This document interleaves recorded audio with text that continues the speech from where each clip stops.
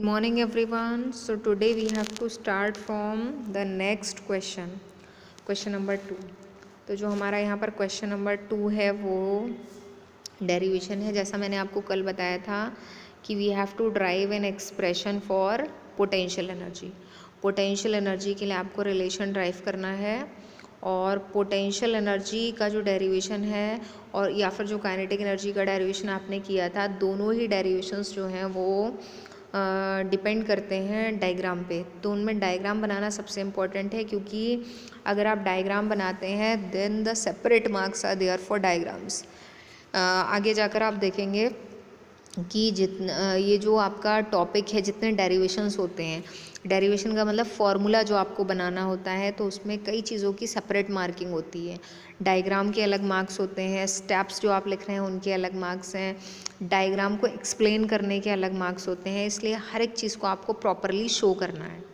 तो potential energy का आप रिलेशन ड्राइव करने जा रहे हैं, आपको साथ में इसकी एसआई यूनिट भी बतानी है। तो पोटेंशियल एनर्जी का जो डेरिवेशन होता है उसमें आपको पता है फॉर्मूला। पहले तो आपको फॉर्मूला पता होना चाहिए कि हम ये जो ड्राइव करेंगे इसके बाद लास्ट में जो है वो क्या आएगा। तो पोटेंशियल एनर्जी का जो फॉर्मूला होता है, जो सिंबल होता है पोटेंशियल एनर्जी का, वो मैंने आपको बताया था कि सिंबल आप PE भी लिख सकते हैं पोटेंशियल एनर्जी, या फिर जो सिंबल ज़्यादा यूज़ होता है वो होता है कैपिटल U। फॉर्मूला क्या होता है पोटेंशियल एनर्जी का? mgh। बहुत कॉमन फार्मूला है, आगे जाकर भी हायर क्लासेस में भी काम आएगा। तो रिलेशन को आपको याद रखना है, U is equal to mgh। m है मास, g ग्रेविटी और h हाइट। तो मेनली पोटेंशियल एनर्जी किस पे डिपेंड करती है? हाइट पे। बॉडी जितनी हाइट पे है, ग्राउंड से उसका सेपरेशन जितना ज़्यादा है, उतनी ही उसके पास पोटेंशियल एनर्जी होगी। तो सबसे पहले पोटेंशियल एनर्जी उन सारी बॉडीज़ के पास होती है जो रुकी हुई हैं, मोशन नहीं कर रही हैं, लेकिन साथ साथ वो ग्राउंड से भी किसी हाइट से सेपरेटेड हैं। जैसे आपको पता है कि a stone kept on the roof. Stone अगर रूफ पे रखा है तो उसके पास पोटेंशियल एनर्जी है, क्योंकि जब भी उसको रूफ से रिलीज़ किया जाएगा, रिलीज़ करने का मतलब है कि उसको हम फोर्स लगा के थ्रो नहीं कर रहे हैं, फोर्स लगाएंगे तब तो वो वर्क करेगी। हमने उसको क्या किया है? रिलीज़। मीन्स अगर हम छोड़ भी देते हैं उसको किसी हाइट से तो वो मूव कर सकती है, वर्क कर सकती है। तो body is capable to do work, body work कर पा रही है, इसका मतलब उसके पास एनर्जी है, और यही एनर्जी कहलाती है पोटेंशियल एनर्जी। ओके। तो जब आप डायग्राम बनाएंगे तो लुक एट द डायग्राम। आपको इस तरह का डायग्राम बनाना है कि एक बॉडी जो है वो मान लीजिए यहाँ पर है, इस पोजीशन पर है, एक बॉक्स ग्राउंड पर है, और आपको इसको कहाँ लेकर जाना है। तो सपोज दैट आपको यहाँ तक इसको मूव कराना है, और कितनी हाइट पर आपको लेकर जाना है? तो वो हाइट है h। दूसरी बात, जो बॉक्स या ब्लॉक जो भी है उसका मास है m। ग्रेविटी आपको पता है डाउनवर्ड्स, इस डायरेक्शन में एक्ट करती है। तो जब आप बॉडी को यहाँ ऊपर की तरफ लेकर जा रहे हैं तो बॉडी पर आप कितना वर्क कर रहे हैं। अब आप जब ये डायग्राम बना लेंगे तो आपको डायग्राम को एक्सप्लेन भी करना पड़ेगा। तो आप लिखेंगे कि let a block or body of mass m which is kept on the floor and we have to raise it through a height h। हमें इसको हाइट h रेज करना है, और ये भी बता सकते हैं कि initially it is at point B and we have to take it to point B। ये इनिशियली A पॉइंट पर थी, हमें इसको कहाँ ले जाना है? B पॉइंट पर। तो the work done on the body to move it from A to B, इसको A से B पर ले जाने के लिए इस पर जितना वर्क करना पड़ता है वो वर्क W। हर एक जो एनर्जी है उसका डेरिवेशन वर्क के रिलेशन से ही स्टार्ट होता है। तो आपने फॉर्मूला लिखा W is equal to F into S। फिर आपने यहाँ पर वैल्यूज़ पुट करना स्टार्ट किया। तो आपको पता है जो फोर्स है, फोर्स का जो फॉर्मूला होता है वो मास इंटू एक्सेलरेशन होता है। लेकिन फोर्स अगर वर्टिकल डायरेक्शन में लगता है, क्योंकि यहाँ पर जो फोर्स है वो फोर्स ऑफ ग्रेविटी होगा जब बॉडी को ऊपर ले जाएंगे, तो फोर्स ऑफ ग्रेविटी का फॉर्मूला बन जाएगा mg। और डिस्टेंस अगर जो है वर्टिकल डायरेक्शन में होती है तो उसको हाइट बोला जाता है। तो फॉर्मूला बन जाएगा W is equal to mg into h। उसके बाद आपको पता है कि यही जो रिलेशन है पोटेंशियल एनर्जी का है, लेकिन हमेशा इसमें एक लाइन लिखी जाएगी, क्योंकि आपको सिंबल बदलना है, W की जगह U आना है। तो आप ये एक लाइन लिखेंगे इसके बाद में कि this work done is stored in the form of potential energy of the body. ये वर्क जो है ये बॉडी की पोटेंशियल एनर्जी की फॉर्म में स्टोर हो जाता है।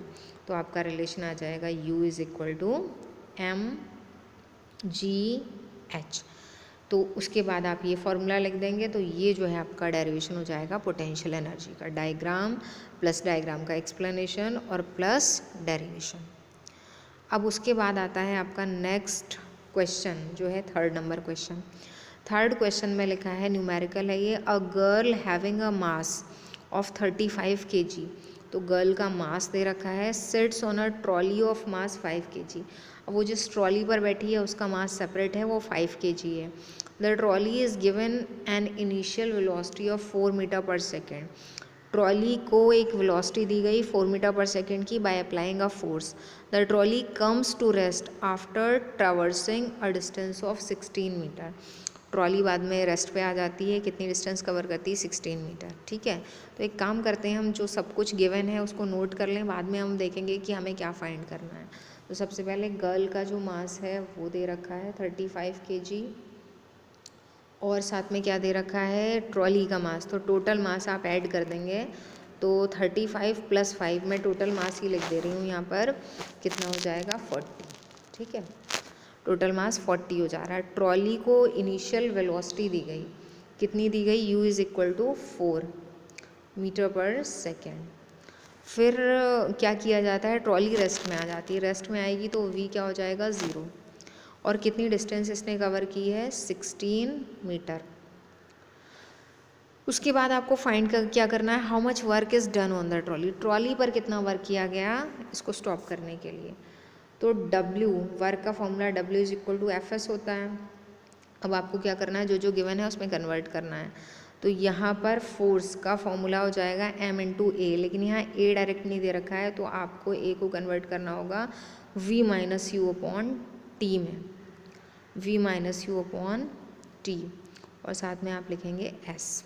ओके, अब देखिए, अब आपने क्या किया है, वैल्यूज़ पुट करना स्टार्ट की, लेकिन आप देख रहे हैं यहाँ टाइम नहीं दे रखा है। अब जब यहाँ पर टाइम नहीं है तो टाइम के प्लेस पे आपको क्या पुट करना होगा, क्योंकि आई होप कि टाइम की वैल्यू इसमें, how much work is done on the trolley, how much work is done by the girl. तो पहले हम ट्रॉली वाला अगर फाइंड कर रहे हैं तो हमें टाइम की वैल्यू पुट करनी होगी, या टाइम को दूसरी क्वांटिटी में चेंज करना पड़ेगा। ओके, तो यहाँ पर हमारे पास जो है वो जो वैल्यूज़ अवेलेबल हैं उनसे हम पहले टाइम की वैल्यू फाइंड करें, तब हम इसको सॉल्व कर पाएंगे, या फिर टाइम को हम दूसरी क्वांटिटी में कन्वर्ट करें। या फिर हमारे पास एक और तरीका है कि यहाँ पर टाइम की वैल्यू फाइंड करने की जगह, क्योंकि काम उतना ही होना है, टाइम की वैल्यू फाइंड करने की जगह हम डायरेक्ट एक्सेलरेशन की वैल्यू फाइंड कर लें। तो अगर हम रिलेशन यही रहने दें, ma × s, तो यहाँ एक्सेलरेशन की वैल्यू ईजिली फाइंड कर सकते हैं। कैसे फाइंड कर सकते हैं, जो हमारे पास इक्वेशन ऑफ मोशन अवेलेबल होगी। तो इक्वेशन ऑफ मोशन आप देख रहे हैं प्रॉपरली जो हम यूज़ करेंगे वो थर्ड होगी, क्योंकि टाइम हमारे पास ऑलरेडी नहीं है। तो थर्ड इक्वेशन ऑफ मोशन होती है v² - u² is equal to 2as। तो आपको फाइंड क्या करना है, a। तो a इज इक्वल टू हो जाएगा v² - u² upon 2s। v आपको पता है 0 है, माइनस u कितना दे रखा है, स्क्वायर करेंगे 16 हो जाएगा, अपॉन 2s। s की वैल्यू कितनी दे रखी है, 16। तो यहाँ माइनस का जो साइन है उसका स्क्वायर हो जाना, माइनस नहीं आएगा। और उसके बाद जो है ये है आपका v² - u²। तो 16 का क्या है, यहाँ पर स्क्वायर है, तो 16 एक वैल्यू 16 की यहाँ से कैंसिल हो जाएगी, तो आपके पास बचेगा 16 अपॉन 2, और कितना आ जाएगा 8। ठीक है, तो एक्सेलरेशन आपका कितना आ रहा है, 8 मीटर पर सेकेंड स्क्वायर। तो एक्सेलरेशन की वैल्यू जब फाइंड हो जाएगी आपके पास, तो आप उसको जो है यहाँ पुट कर देंगे इस वाले रिलेशन में। मास दे रखा है, मास ट्रॉली का अगर पूछा जा रहा है how much work is done on the trolley, तो आपको मास 40 ही लगाना है, क्योंकि ट्रॉली प्लस गर्ल दोनों लगाना होंगे। तो मास आप 40 लगाएंगे, एक्सेलरेशन 8 लगाएंगे, और डिस्टेंस एस जो है वो यहाँ गिवन है, ये पुट करेंगे, तब आपका आंसर आ जाएगा। ओके, अब जब दूसरे पार्ट में पूछा जा रहा है how much work is done by the girl, girl ने कितना वर्क किया, तो गर्ल के लिए एक बार फिर से मैं आपको सिचुएशन दिखा दे रही हूँ कि डायग्राम, उसमें क्वेश्चन में क्या दे रखा है, girl having a mass of this sits on a trolley of mass 5 kg। तो गर्ल कितना वर्क करती है, तो उसके लिए कोई भी सेपरेशन नहीं होगा, अलग आंसर नहीं आएगा, क्योंकि जब कोई चीज़ किसी चीज़ के साथ में होती है, जैसे जो गर्ल है वो ट्रॉली पर अगर बैठ गई है तो गर्ल और ट्रॉली दोनों कंबाइंड बॉडी है, गर्ल सेपरेट वर्क नहीं कर रही है, जितना ट्रॉली का आएगा आंसर उतना ही गर्ल का भी आएगा। तो इसमें आप रीज़न बस लिख देंगे कि here the girl and trolley are the combined bodies and the work done will be same because we are treating both as a system. ये पूरा एक सिस्टम की तरह काम कर रहे हैं। ओके, तो ये आपका क्वेश्चन नंबर 3 था। फिर क्वेश्चन नंबर 4 पर आएंगे, express kilowatt in terms of joule per second. तो ये मैंने आपको पहले भी बताया था कि किलोवाट को जूल पर सेकेंड में आप कैसे कन्वर्ट करेंगे। तो देखिए एक बार देख लेते हैं। सबसे पहली चीज़ तो यूनिट्स सेम होनी चाहिए। तो किलोवाट या जूल पर सेकेंड किसकी यूनिट है, क्वांटिटी एक ही होनी चाहिए। तो किलोवाट या वॉट में क्या चीज़ मेज़र होती है, पावर, इलेक्ट्रिक पावर या कोई भी पावर हो उसकी ऐसा यूनिट है किलोवाट। अच्छा, ये जो क्वेश्चन था इसमें भी ऐसा यूनिट आई थी, तो एक बार इसको भी बता दे रही हूँ मैं। पोटेंशियल एनर्जी की ऐसा यूनिट जूल होती है, सारी एनर्जीज़ की ऐसा यूनिट जूल ही होती है। तो यहाँ आपको किलोवाट को जूल पर सेकेंड में कन्वर्ट करना है। तो देखिए 1 किलोवाट, तो 1 किलोवाट जो है वो किसके इक्वल होगा, 1000 वाट्स। और 1000 वाट्स जो हैं वही जूल पर सेकेंड होता है, क्योंकि वॉट यानी कि पावर का फॉर्मूला आपको पता है, पावर होती है वर्क डन अपॉन टाइम। और वर्क डन की ऐसा यूनिट क्या होती है, जूल, और टाइम की ऐसा यूनिट क्या होगी, सेकेंड। तो पावर की ऐसा यूनिट हो जाएगी जूल पर सेकेंड। तो 1000 वाट का मतलब 1000 जूल पर सेकेंड।